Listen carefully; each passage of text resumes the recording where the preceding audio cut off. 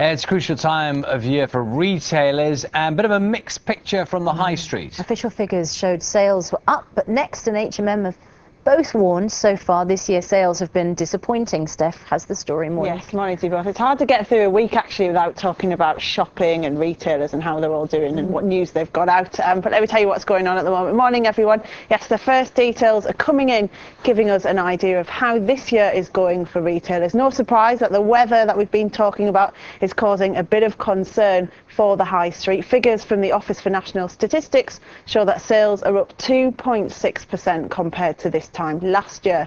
But most of those purchases, surprise, surprise, are online. And on top of that, the likes of Next and H&M have warned that the bad weather could dent their profits. And this weekend, on top of all of that, marks the deadline for rent bills for many shops. Well, here to help me sift through the details is Phil Durrell, who is a retail consultant. Good morning to you, Good morning, Phil. Steph. Just tell us a bit about how important the weather is, first of all, because a lot of retailers use that to explain why their figures are bad. Does it make much of a difference? I think it makes a massive difference, no doubt about it. I mean, as I was walking from the car park this morning into Media City, it was howling, it was freezing, and the last thing I would want to do was walk past a shop window, have a look at the goods in there, go in and have a little browse. That's not what was on my mind at all.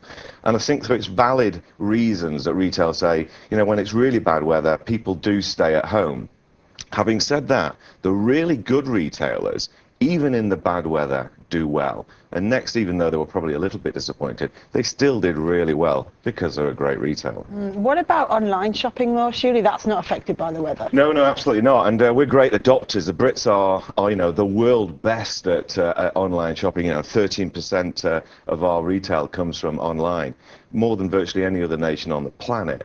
And I think some of it is about the fact that we've had a long history of things like catalogue sales, etc. But looking out the window, I think some of that is about the fact that actually the weather's disincentivizes us for going out shopping, and it's easy just to get the laptop out and have a little browse there. The other thing we've been talking about a lot this week is the budget. There was nothing really in it for retailers, was there? No, it would have been lovely for, you know, some sort of respite for retailers, but there was very little in there. I mean, the only thing you could say was a penny off a pint of beer was perhaps the only thing.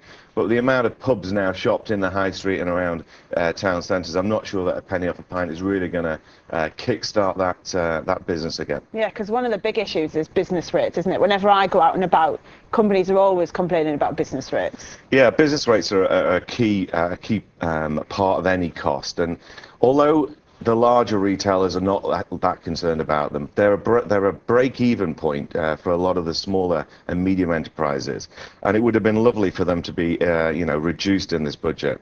Sadly, that didn't happen. And just briefly, any news on HMV, because we're expecting to hear more from them, aren't we? Well, the two front runners, Hilco or Asda, do Asda really want them? I suspect Hilco don't really want them. They've got the Canada business. Do they want the UK business? I suspect they don't.